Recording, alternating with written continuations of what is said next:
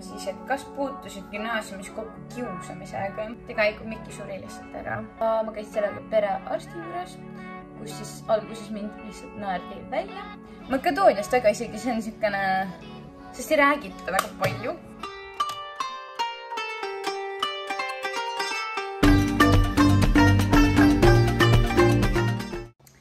Tere tulemast tagasi minu kanalile.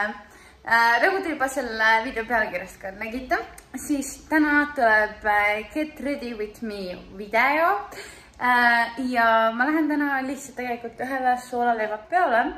Aga kuna on põhjus teha Get Ready With Me, ma ei tee seda lihtsalt selle jaoks, et siin kodus tiksuda, siis hakkame tegutsema ja ma arvasin, et täna on õige aeg täpselt see video ära filmida.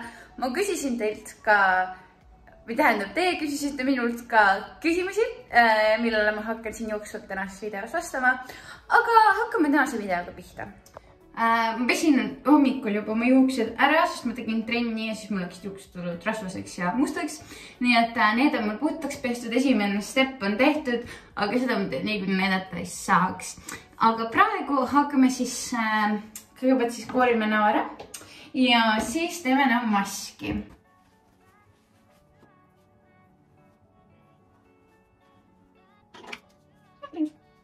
Nii, nüüd on ilus soeng, on peas kõik. Ja teeme näomaskikese ära. Mina siis koorin oma nägu T-differentsi kooriaga, mida tuleb peal hoida siis 3–7 minutit. Ehk siis ta on ise ka juba nagu enam-vähem maski eest. Ja ma panen selle nüüd peale ära ja kohtume teiega 7 minutit pärast.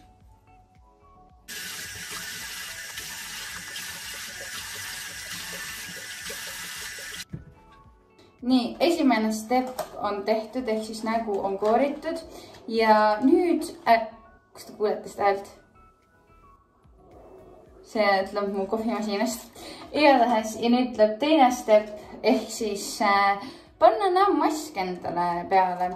Ja nagu te olete näinud ka mu eelmistest videotest, võib-olla mingi kunagi ühes esimestes videotes juba näitasin, ma teen endale ka T-differentsi maske. Siin on, selles pakis on siis 2 erinevat maski sees. Üks on siis pre-party ehk siis enne pidumask ja teine mask on siis pärast pidumask. Ja enne pidumask on siis kuldses pakendis. Nii et ta on siuksed kuldse ilusa sära, nii et teemegi selle maskikese ära. Ma panen selle nüüd peale. Umbes pool pakikest läheb siis kogu näole. Ja sellest täielikult piisab, mõtlen teile. Ja seda tuleb peal hoida kuskil 20 minutit. Ja selle jooksul ma valin endale välja, mis helitud ma kaasa jätan. Nii et kohtume teiega jälle varsti.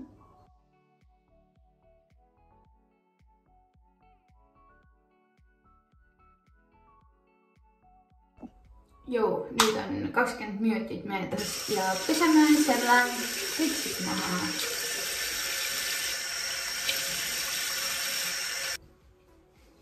Nii, ja nüüd, kui on kõik maha pestud, siis ma panen veel kreemi peale endale.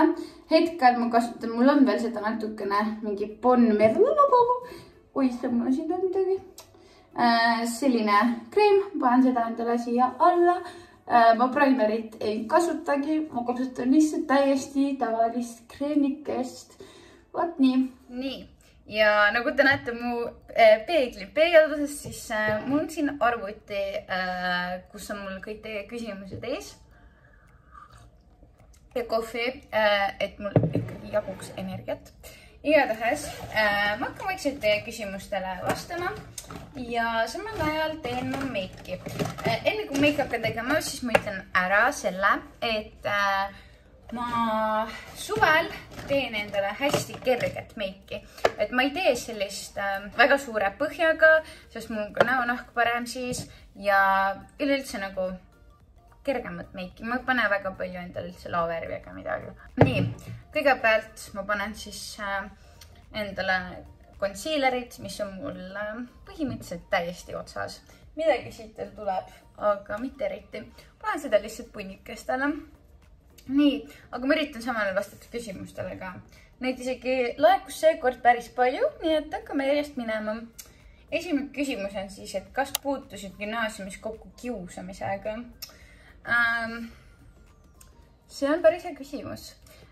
Kiusamisega tegelikult otseselt mina ise ei ole kunagi olnud nagu üks selline inimene, keda kiusatakse või et minu pihta oleks otseselt midagi nagu tehtud. Pigem ei ole. Ma olen näinud kõrvalt, kuidas kiusatakse. Selles mõttes jah, puutusin kokku, et näiteks minu enda nagu parimad sõbrannad kiusati ja või no mitte nagu, see ei olnud ka nagu siuke, et ma ei tea, mingi riputati temast mingi pilt üles või mis iganes, aga see ei olnud ka mingi, see ei olnud siuke nagu Ameerikas kiusatakse, see oli veits teistmoodi, aga ikkagi jah, nagu narriti ja kiusati ja siuke hästi nagu nõme oli, et meil olid jah klassis kunagi põhikoolis olid siuke poistekamp, kes ei olnud kõige sõbralikuma tüdrukute vastu. Eks mina sain ka neid solvanguid ikka nagu korralikult sealt nende poolt. Aga see ei olnud kunagi selline kiusamine, et ma nagu kodus nüüd nutaksin selle pärast, et mulle väga ei läinud nagu, no see ei olnud nii julm, et nad olid lihtsalt kõigi vastu, nad olid hästi nõmedad ja vastikud. Aga see ei olnud kunagi otseselt nagu minu pihta suunatud. Nii et jah. Võib-olla algklassides kunagi oli mingi tüdrukute poolt, oli mingisugust siukest vastikut siukest õelutsemist, aga mitte kunagi ei ole, ma ei nimetaks seda mingiks nagu otseseks nagu koolikiusamiseks. Vähemalt ma ise ei mäleta. Võib-olla ma olen mingid pildid enda mälust ka ära kustutanud. Aga kunagi TikToki laivis keegi küsis mult ka, et kas mind on koolis kiusatud ja kui on, siis kuidas ma sellega toime tulin. Ja mina ütleksin niimoodi, et kui siin koolis kiusatakse ja sa tüdruk, siis pöördu reaalselt koolipsühholoogi poole.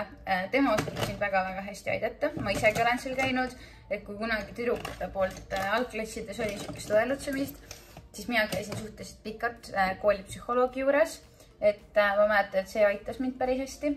Ja kui see ikka nagu sa tunned, et see sind ei aita, siis lihtsalt vaheta kooli. Aga poiste puhul ma arvan aitab väga hästi see, kui poiss pannakse mingi võitlustrenni. Ma arvan, see aitab nagu enda eest paremini seista, sest elus sul tuleb ka veel ette siukseid olukordi, kus sa pead enda eest seisma ja sa pead tugev olema. Et see. Aga ma veel ütlen vahele, et ma teen puudriga, panen siis peale concealeriga tegemist, panen õrnalt mineraalpuudrit endale näkku. Kasutan siis Glow mineraalpuudrit. Ja rohkem ma põhjaga midagi ei tee. Ainult silma alla panen pärast veel, aga rohkem ma ei tee midagi sellega. Nii, järgmine küsimus. Kas sa oled olnud väikesest saati juba kassiarmastaja? Jaa, kindlasti. Olen olnud küll. Mul on olnud kas 3 või 2 aastasest peale kodus 6 kass.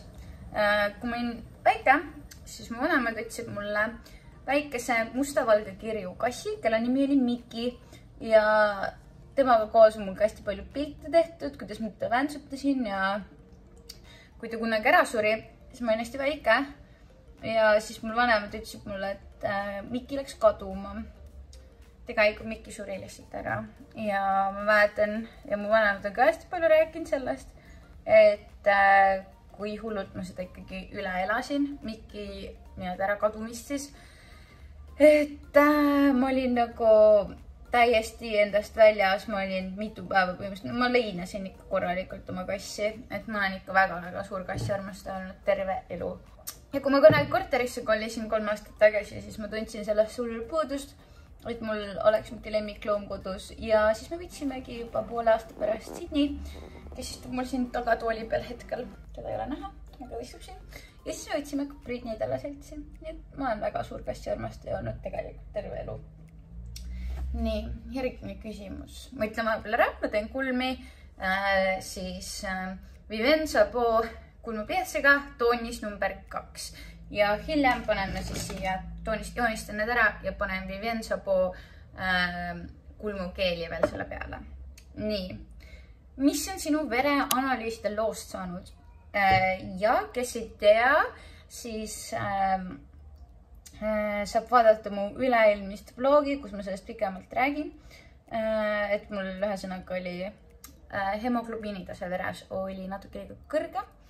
Ja ma käisin sellega perearsti juures, kus siis alguses mind lihtsalt naerdi välja.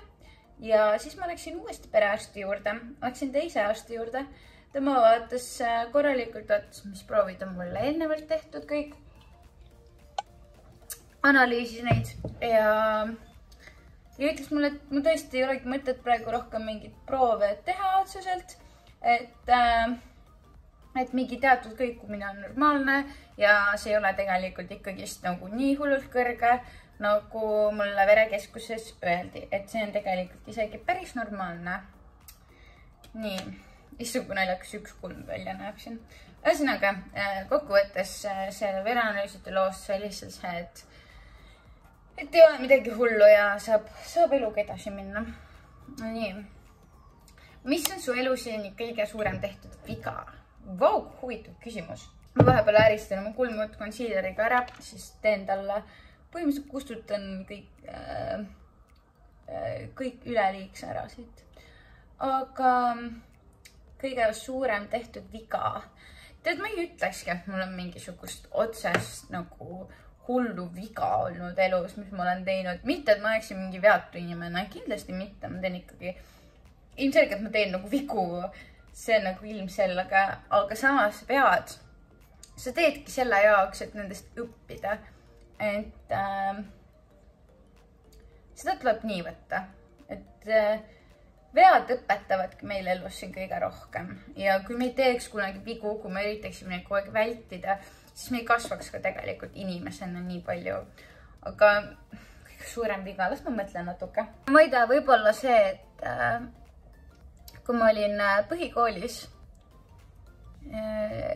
siis ega ma väga ei teadnud nagu väga midagi sellest, et kuidas nagu poistega ringi käia, ütleme nii. Ja siis ma natukene jooksin ise nende järgi. See oli 9. klassis. Et nüüd ma olen aru saanud, et sul ei ole mõtet mitte ühegi inimese järgi joosta, eriti nagu naine ei peaks mehe järgi jooksma. Võib-olla see, aga see on nagu nii lambine asi, et ma ei tea, eks need asjad kõik õpetavad midagi, aga nüüd, kui ma olen nagu piisavalt harinud ennast ka sel teemal ja olen natukene suuremaks kasvanud siin mõned aastad, siis ma saan aru, et see on ikka puhas lollus. No mis mõttega sa ikka kellegi järgi niimoodi jooksad, et see, ma arvan, ei olegi mingit suurt viga otseselt. Mis on su elu suur eesmärk? Minu elu suur eesmärk. Ma arvan, minu elu suur eesmärk on lihtsalt elada oma elu nii, et ma oleksin lõpuks oma surivoodil. Ma oleksin reaalselt õnnelik selle üle, mida ma olen oma elus teinud. Et ma olen ikkagi oma unistuste poole kogu aeg pürginud. Ja ma ei ole nagu teinud oma elus suuri otsuseid vastavalt sellele, mida keegi teine minult ootaks. Et ma ei ela oma elu kellegi teise järgi. Ma elan seda täpselt nii, nagu ma ise tahan. Ma olen tegelikult terve elu olnud päris kangekaelne. Kui ma ikkagi midagi tahan, ega ma alla ei anna. Selline ma olen. Ja ma arvan, minu elu suur eesmärk on lihtsalt elada oma elu nii, et ma olen surivood ja ma olen õnnelik. Tehtud tööle. Minu lapsed ja lapselapsed mäletavad mind kui kõva mutti ja äge oleks, kui mitu põlvkonda isegi räägiks minust seal. See oleks eriti äge, kui oleks mingit põhjust, et rääkida. Kui põhjust ei ole, et rääkida, siis ei räägitagi. Aga ma võiks oma elus ikkagi midagi korda saata, et nad mõtlevad, et kurat, ikka nii äge vanaema. Nii äge esivanema oli mul, nii äge. Huvitav, kas selleks ajaks on YouTube veel alles? Kui on, siis nad saavad praegu seda videot vaadata. Nii et tere mu tulevased lapsed ja lapselapsed, kui te seda vaatate. Ja ma tahaks lihtsalt oma elus ka palju teistele inimestele nagu väärtust luua. Ma ei tea veel millega, aga kuidagimoodi ma tahaks nagu teiste inimeste elu nagu mõjutada paremuse poole.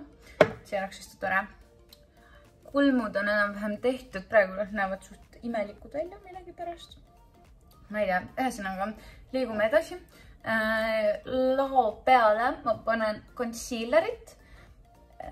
Ma siia mingit muud primerit ei pane. Concealerit natukene ja siis tupsutada sisse. Nii, võtame järgmise. Mis on su kõige suurem hirm? Nii tipp ja väga hea küsimus jällegi. Kõik on head küsimused, aga mõned ma toon ekstra välja. Kõige suurem hirm. Mis on kõige suurem hirm? Äkki mu kõige suurem hirm? No selles mõttes mu hirm on see, väga-väga suur hirm on madude ees. Ma kardan madusi täiesti jõhkralt, nagu täiesti jõhkralt, ükskõik kuhu ma ei läheks. Kõnnin metsas, lähen põllule, lähen aiamaale, lähen lihtsalt marju korjama. Ma iga kord mõtlen oma peas, ega siin madusi ei ole ja ma lihtsalt palvetan, et ma nendega kokku ei puutuks. Ma arvan, et maad on mu kõige suuremaks hirmuks, kui ma nii võtan. Aga kui läheneda sellele teistpidi, üleüldse elus, mis on kõige suurem hirm, siis mida rohkem ma suuremaks kasvan, seda rohkem olen ma aru saanud, et minu suurim hirm on tegelikult see, et ma kunagi, kui ma suren ja ma survivoodil vaatan oma elule tagasi, siis ma kahetsen, et ma jätsin mingid asjad tegemata oma elus. Ja siis ei andnud midagi teha, kui ma juba survivoodil olen, siis on juba kõik läinud. Nii et ma arvan, et see on ka üks mu suurimaid hirme. Või see ongi ilmselt kõige suurem hirm. Lao pealt tegin hetkel Vibo bronzeriga. Ma ei tea, mulle meeldib see lao peal kuidagi väga. Ja siis siit nurgast teen ma natukene tumedaga mingi Max Factory sellise palletiga, mis on 100 aastat olnud. Natukene panen siia äärtesse. Järgmine küsimus. Mis on kõige ägedam riik, mida külastunud oled ja miks? Kõik riigid on väga ägedad, üldse reisimine on mega lahe. Ma arvan, et isegi võib-olla mulle meeldis kõige rohkem kas Makedoonia, Itaalia või Inglismaa. No need on top 3, ma nagu ei oskagi neid kuidagi. Kõik tegelikult, ma ütlen, mulle meeldis Türgiga räigelt, nagu väga meeldis. Ja mitte ükski minu reis ei ole olnud selline, et ma lihtsalt passiks hotellis. Mitte ükski mu vanemad ei ole mind mitte kunagi viinud sellisel reisil, et ma passiks hotellis, millele on mul väga hea meel. Minu arvates need on lihtsalt nii kavad. No, ma võin hotellis basseini ääres passidega Eestis. Mul ei ole vaja lennata selle jaoks kuskile teisel pool Euroopat või mida iganes. Mitte, et ma charge'iks kedagi, kes seda teeb, aga lihtsalt selline asi ei oleks minu jaoks, see tunduks kuidagi, ma ei tea, mul oleks lihtsalt enda veider kuidagi. Eriti kui Eestis on suvi. Nagu ma saaks aru isegi, kui oleks talv Eestis, siis võib olla. Aga kui Eestis on suvi ka veel, siis no miks ma seda peaks tegema? Aga Makedoonia, Itaalia, Inglismaa, need on nagu top 3, ma arvan. Ikka väga ägedad kohad. Makedooniast väga isegi, see on siukene, sest ei räägita väga palju, mida ma ka imestan. Kunagi paar aastat tagasi olid siin otse lennud ja siis me seal käisime, aga ma ei tea, kas enam tehakse sinna otse lende. Igatahes muidu küll, kui tehakse, siis minge käige kindlalt ära. See oli väga lahe reis. Väga lahe. Isegi oleks võinud kauem seal olla, me olime seal mingi nädala aega äkki või. Aga Ohrid on siis see linn, kuhu otse lend läks. Ja Ohrid on üks mul lemmikuid linnasid. Lihtsalt mega rahulik ja mega mõnus koht. Nii. Võtame järgmise küsimuse. Silma alla ma panen valge pliiatsit, muidu mainin ära siia laineri joonele. Siin oli küsimus, et miks ka, et miks need riigid on ägedad. No Inglismaa sellepärast, et see kultuur või see kõik see arhitektuur ja kõik see oli nagu lihtsalt nii äge. Ja see on nagu nii palju seda ajalugu, mida vaadata. Kõik see on nagu nii omapärane ja ilus ja äge. Silmal ma panen jälle täpselt samu laovärve nagu ennegi ja siis ühte tumedat veel siia äärde. Aga jah, Inglismaa sellepärast Makedoonia, sest seal sa näed hästi palju sükest nagu külaeluga, hästi palju sükest nagu päriselu, mis võis ka meie nagu vanematel ja mis võis olla ka meie vanavanematel ja vanavanematel. Et hästi palju on seal sükest asja. Hästi rahulik ja mõnus koht, üldse inimesed on hästi mõnusad seal. Itaalia ka muidugi loomulikult oma arhitektuuri inimeste ja siis kogu selle ajaloo pärast, mis nendel seal on. See on hästi huvitav ja hullult ilus ja hullult äge, nagu täiesti nii kaunis, lihtsalt nii kaunis. Nii, mis film oli viimane, mille üle nutsid? Ma arvan, Elvise film oligi viimane, seda ma vaatasin viimati ja seal ma ikka pisardasin korralikult vahepeal. Nii, järgmine. Mis spordiala meeldib sulle kõige rohkem? Issa, mul läheb nii kiireks juba, ma pean kiiresti vastama. Mis spordiala meeldib mulle kõige rohkem? Mulle meeldib vist Pilates ja jõusaal meeldivad mulle kõige rohkem. Oppi, mul on nii crazy välja praegu. Silma alla ma panen heledat concealerit. Nii, kohv või tee? Kindlasti kohvi. Kohvi ma joon iga päev. Aga tee meetsib mulle ka. Milline on su talent, mida keegi teine ei tea, et sul on? Mida keegi teine ei tea, seda ma küll ei tea. Võib-olla, ma tean küll, intuitsioon. Mul on väga-väga tugev intuitsioon. Jah, ma ei oskagi siia rohkem midagi öelda, igatahes ma arvan, see on kaasas sündinud talent. Väga tugev intuitsioon. Mitu tundi päevas sa telefonis kulutad aega? Ma ei tea, päris palju ikka. Nüüd ma kuulutan oma ripsnud ära. Päris palju. Ma ei teagi, mis mul see keskmine screen time on vist mingi 4 tundi, aga ma teen nagu hästi palju aega veedan telefonis, nii et ma toodan sotsiaalmeediasse contenti. Et ma ei tea, kui palju sellest on scrollimist, eks natukene ikka on, aga väga-väga suure ajast ma ikkagi toodan contenti või siis otsin ideid, mida toota sinna. Et jah, nüüd panen endale Maybellini veekindlalt ripsendussi peale. Mis on su elu kõige esimene mälestus? Mu elu esimene mälestus on see, ma mäletan hästi, kui ma olin lapsena, ma olin turvahallis. Autos sõitsime kuskile perega ja ma ei osanud veel väga hästi rääkida. Ma ei osanud nagu sõnu niimoodi ilusti lausetesse kokku panna. Üksikuid nagu väljendeid rääkisin, aga midagi nagu suurt nagu ei osanud. Ja istusime siis seal turvahallis ja mul on see pilt hästi silmes, kuidas ma esimest korda avastasin, et ma oskan mõelda. Ja ma lihtsalt, ma mäletan seda hetke nii hästi, kuidas ma lihtsalt lambist nagu panin tähele, et mu peas käivad nagu hääled, et täpselt see, mida ma nii-öelda mõtlen, see on mul peas siin. Ja siis ma testisin ja ma hoidsin oma suud kinni. Pigistasin ka hästi kokku, et ma ei räägi välja seda. Ja sain ka aru, et okei, et ma oskan mõelda. Ja ma olin nagu nii amazed sellest. Ja ma arvan, et see ongi minu esimene mälestus. Et ma olin ju nii väike, ma arvan, mingi 2-aastane. Kõige suurem vigastus, mis sul on olnud?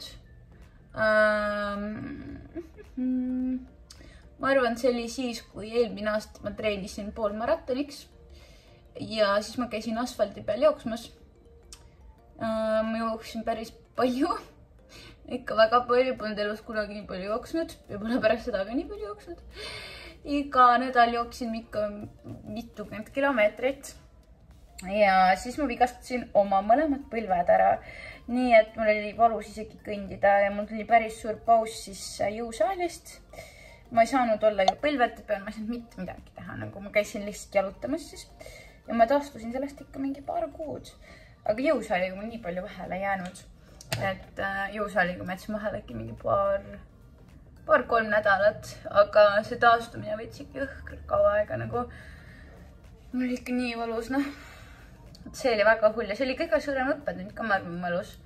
Et kui sa midagi sellist hakkad tegema, siis uuri enne järgi, mis on tervislik su kehale nagu.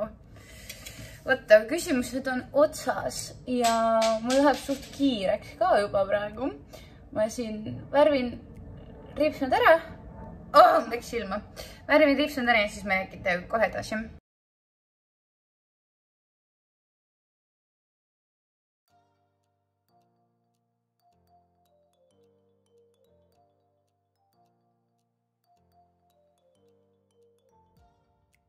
Ja kui mul riipsnud värvitud, siis natukene koguneb seda riipsnudussi siia ülesse ka ja selle kõige parem nipp, kuidas seda ära saada, lihtsalt kulmukammiga, kui see on juba ära kuivanud, siis lihtsalt koristad selle ära siit kõik. Tšuh. Ja selline see meik ongi. Ma natukene nüüd sätin ennast, siis ma tulen tagasi.